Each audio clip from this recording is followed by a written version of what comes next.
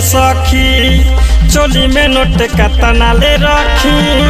दुनु गोर गइल बाटे भर रे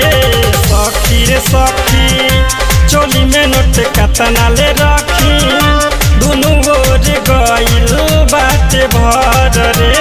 सखी रे सखी।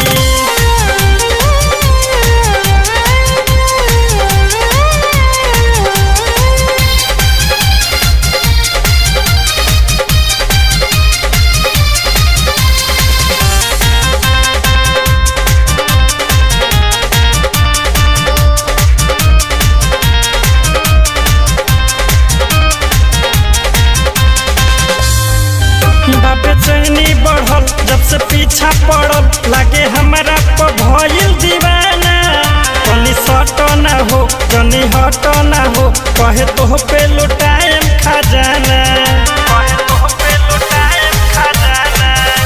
बेचैनी बढ़ल जब से पीछा पड़ल लागे हमारा पर भइल दीवाना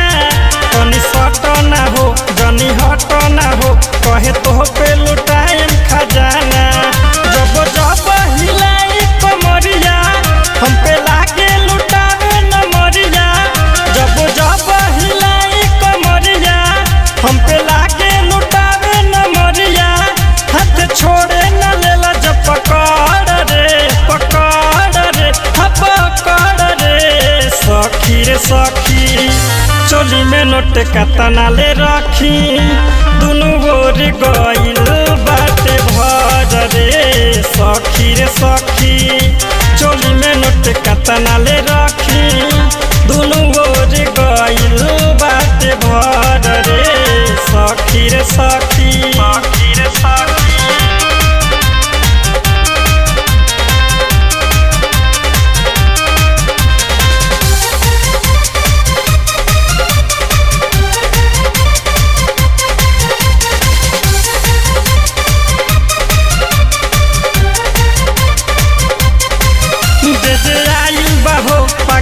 देखी के हमरो चढ़ल जवानी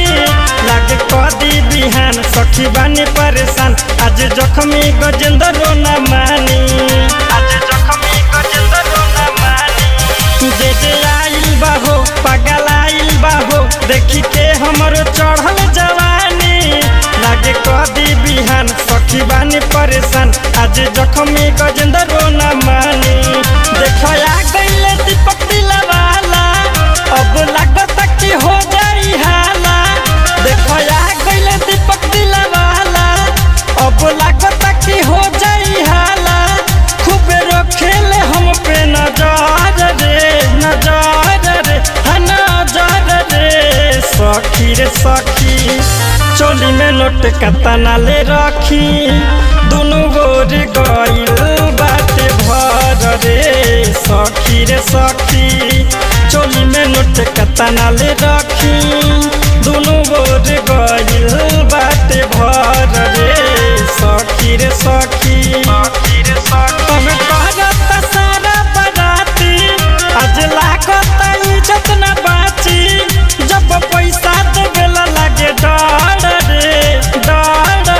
अरे डर रे सखी रे सखी चोली में नोट कतना ले रखी